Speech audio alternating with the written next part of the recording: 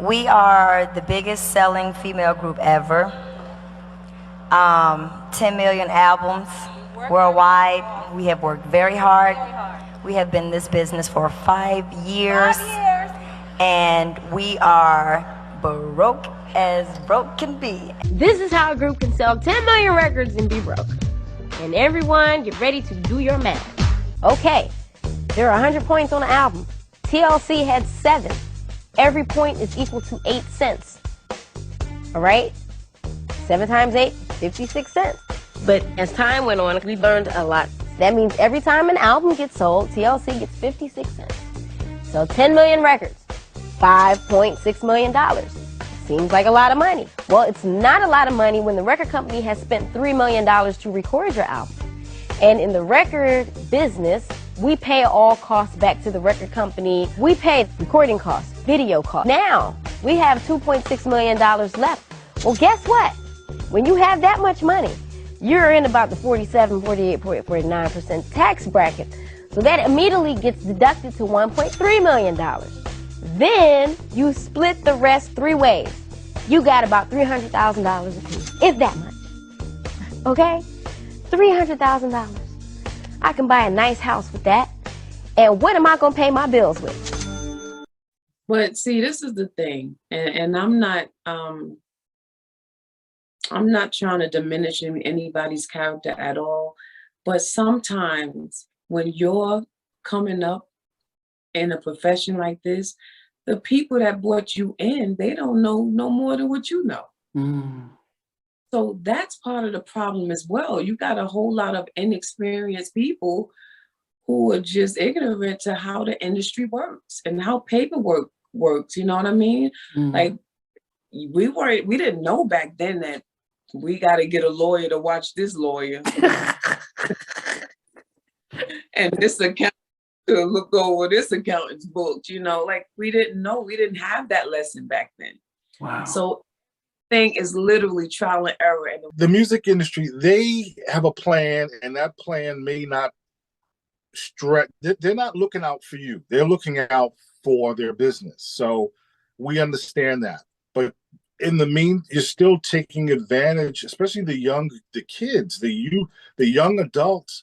If you don't, they're not going to tell you to go get an attorney. They're not going to explain to you the contract. So you're so excited that this is your shot. You're going to now be in the music industry, in the entertainment industry. And they may put 4 things in front of you and you say, well, you know what, I'll sign these 2 and then I'll have someone look at the other 2. But those other 2 may be binding for the rest of your life. Wow. So this industry they know what they're doing. And it's up to each individual to make sure that you're looking out for your back or you have someone looking out for you. Did you guys, when you got signed, did you know about publishing and ownership and right or credits and all that stuff? Or were you just like, wow, here's Puffy and dancing and stuff and just writing and gave everything away for free? What was it? You've got a manager. Did you know about all this stuff? Well, I would just have to say that, all of us, we all came from the same neighborhood. So it's not like we were, we didn't go to school. There were no music classes or, we didn't, nobody had music degrees. So it was one of those things of the school of hard knocks that, we had to learn. But you know what, though? Wouldn't have it no other way because, we're, Mike and myself, we're quite savvy with, what's going on now because of that situation. And I mean, if you ask anybody from the 90s at that era, that, we all went through it, especially your first project. You know what I mean? This is how the 90s was built. I started learning, oh my God, imagine if I had written this song. You know what I'm saying? And it's like, as an artist, it's not about that. The money, it's not about the money for you starting out. Yeah. But when it becomes your life's blood, then it has to be also, you know what I mean? So it was around that time when I started learning about where my money was going, publishing wise, and what I had given up, you know what I mean? Yeah. So yeah. Yeah, Nnamdi, at that age, you don't know what you're doing. you know. And I had, my parents were were behind me the whole time, but you feel like, oh, they don't know anything about this industry. I know what I'm doing. And you wind up signing things you really should not have been signing, Wow. It happens. That's exactly what happened to me. Did not understand the industry at all. But you know what? I came out in one piece. But that's what happens, especially when the younger you are. This industry will try to put you in some situations that you don't want to be in. How much of the business side of the industry did you know coming in? Because, as I said, you've got your dad's history to know what was going on. Zero. Man, if I had to do it all over again, it'd be totally different. And you probably speak to 98% of the artists, they would probably the same. They would tell you the same thing. They knew zero things about the business. And what artists fail to realize, it is called the music business. To be the business of music, that's what it should be, But it was Arista, boy. It was Arista, Bad Boy, Kalimia. That was the production deal. 112. Okay. So we were signed to Kalimia, who then signed themselves to Bad Boy, who was signed to Arista. Yeah. So the administrative deal. Yes. Yeah. So you can understand the trickle down effect. So by the time Arista gave us $1 million, by the time it got to us, it was $12,000 a piece. You know what I'm saying? But we were still on the hook for that $1 million though. Yeah. So that Kalimia, was that Puffy's stuff, or was that somebody else? No, that was the manager / production company. So that was the conflict of interest right there in and of itself. He was the manager and the production company at the same time. I mean, you learn the hard way, man. There's nothing worse than seeing, when your bank account don't match your popularity or your fame. And then that's when you try to start reverse engineering your career and try to pick up the pieces. Okay, where's the money? You got millions of fans, but where's the millions of dollars at some point? Then you go back, and then that's when it becomes important. But how did it change you, the fame and success, and the money? How much did that change your personality? You know what? Again, especially with publishing and all that stuff, I didn't know how many people were involved. I knew, like, for instance, with my publishing, it wasn't only me.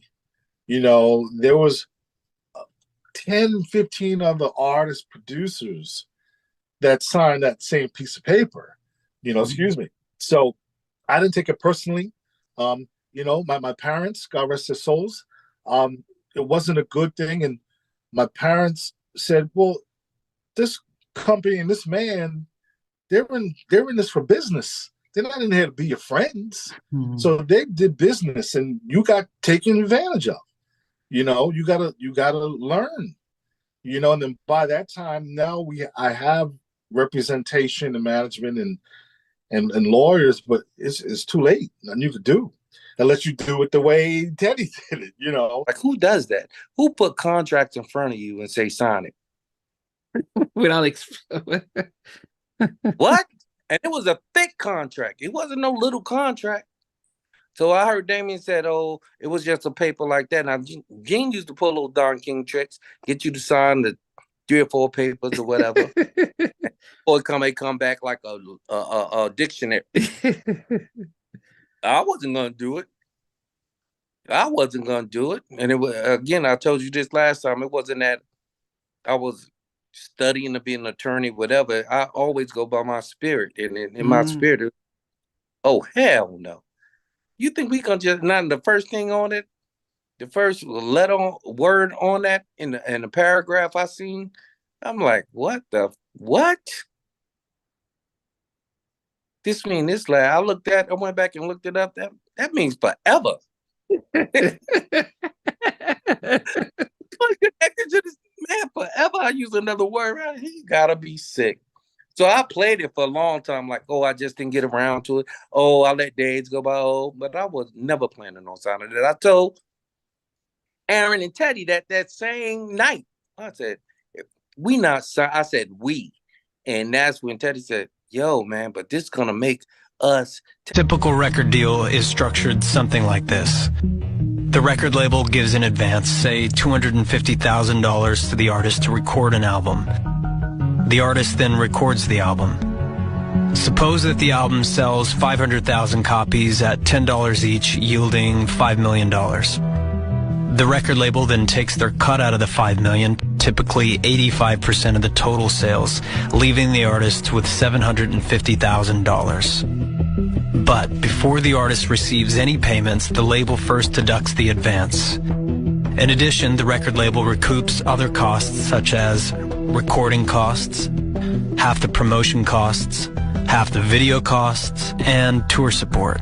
This leaves the artist $425,000 in debt to the record label. And then this debt gets carried on to the next album, and the next album. You didn't have a lawyer like Mel had when you again signed with the Mantronics. I mean, you know what's funny? My lawyer, well, think about this, right? I'm a kid from New York. I don't know lawyers. Yeah. I don't got no lawyers on my block. You know what I'm saying? I ain't got no lawyers in my community. I don't know no lawyers. So my first lawyer was Mantronic's attorney was Steve Shapiro, who's a big entertainment attorney. Steve gave me my lawyer. He's a professor. Yeah. I thought it was a good thing. He's like, oh, this guy's great. He was my teacher. I'm like, oh shit, I got the teacher. I got an advantage. Wasn't no advantage. His name was Seymour Feig. I don't know if he had dementia or what, but it was like he was a character and he just made me sign whatever, to be honest, you know.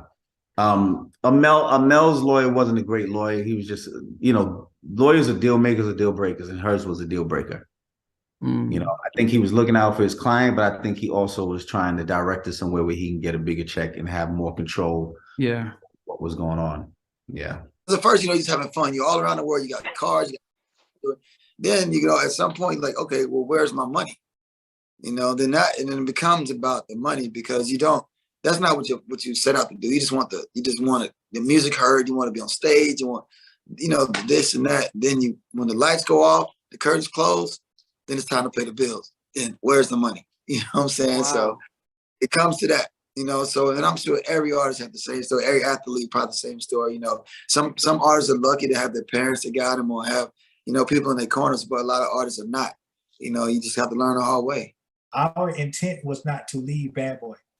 We were not, our initial intent was not to leave. Our intent was to be, to get out from under the production deal that we were signed to through Bad Boy, which was taking, what, 80% of what, 40%, I'm sorry, 40% of everything that we made. So from advances to touring, to shows, to anything that we made, endorsements, advertisement, anything that we made, the production company that we were signed to took 40% of that. So we were tired of, you know, giving our money away basically for free. It's unfortunately part of the learning experience. Hopefully people coming into the industry now, you listen to the people that were in the game before you, and understand what this is all about. This ain't games, this ain't making music, it's a business. When I look at these artists now and see how much money they get, I'm like, shit. We came out too early. You know, like, yo, they getting paid. Yeah. But I love it though. Like, whenever I get an opportunity to tell somebody these stories and these lessons that I had. I mean, I wrote a lot of the stuff in my book as well, but I love it. I love to see the new artists today that's just doing their thing, man. Financially, it was a better situation. You know what I mean? Definitely better. Never would have made that money. No, we'd have never made that money. At Bad Boy, we would have never made that kind of money. You know what I'm saying? That we made it definitely. R&B and pop artists. Like, the pop artists got the best of everything. So if you're a white artist, you're automatically put in a playing field where you're exposed to the masses. Everything that's going to come to you if you succeed is going to be massive. So they're the first in line, and it's terrible that it's that way. But R&B artists, we have to fight for something to cross over to be considered pop. So even if I made the poppiest record, right, then, and it's not, it's still the same, unfortunately. But if I made like, if I set out and said, I'm gonna write a pop record, because I have actually written pop records for other artists and other people. If I recorded that same record, it would be put in a whole different category. Wow. You know, so let's just say, you know, the game was just set up for them to win more so than it was for Black artists. Did you, being in the industry, did you think that it is more geared towards Black artists not getting treated fairly, or and compared, because especially since I was on Warner Bros., he might have seen the disparity? Sure. That's a good question, Nnamdi. And I think what it is especially in a situation with Uptown or a Def Jam, which were boutique labels. They weren't the big multi-conglomerate that Columbia or Warner Brothers or MCA at the time. So these are small businesses. They don't have a lot of capital to spend out and take care, you know, have a bevy of attorneys to look over things. So those quote unquote, those Black small labels, no, they're not. They're in business too. They could be out of business the next year. So they really have to try to, I'm not going to say that not try to take advantage of people, but those contracts are going to be really heavy towards the label. Now, a situation that you just explained with Take Six, signed to a major, they want to do, because they want to do business correctly. They're going to be around. But those smaller labels, they don't have that protection. They could, as I said, they could be out on the street tomorrow, just like the artist. So that I saw that, you know, in the industry, that, you know, those newer companies, they're definitely looking out for themselves, and they say, well, you're not losing anything because you're new to this industry. So I think that they feel that if we both grow together, maybe the contracts will be a little bit more fair. Okay. They doing anything, and if you've been following me, you know I love me some her. Like I love her.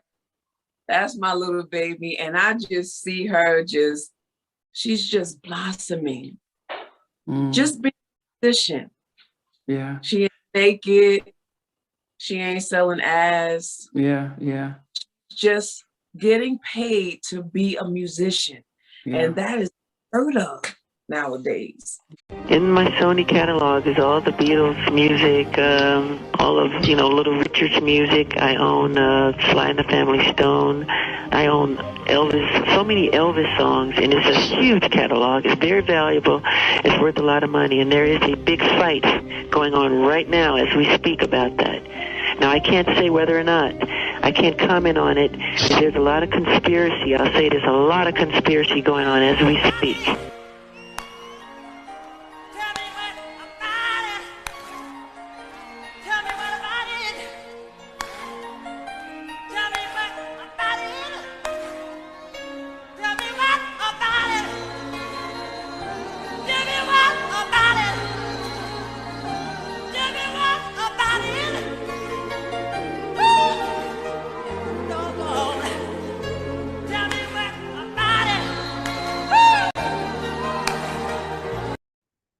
Hey guys, thanks for watching. Thanks for being part of the Halftime Chat community. Please remember to like, share, and subscribe. But most importantly, why don't you consider being a member? That's a way of supporting the channel, but also getting a lot of videos ahead of time, a lot of behind the scenes stuff, and some exclusive content that doesn't get shared. But anyway, thanks for watching, and thanks for being part of Halftime Chat.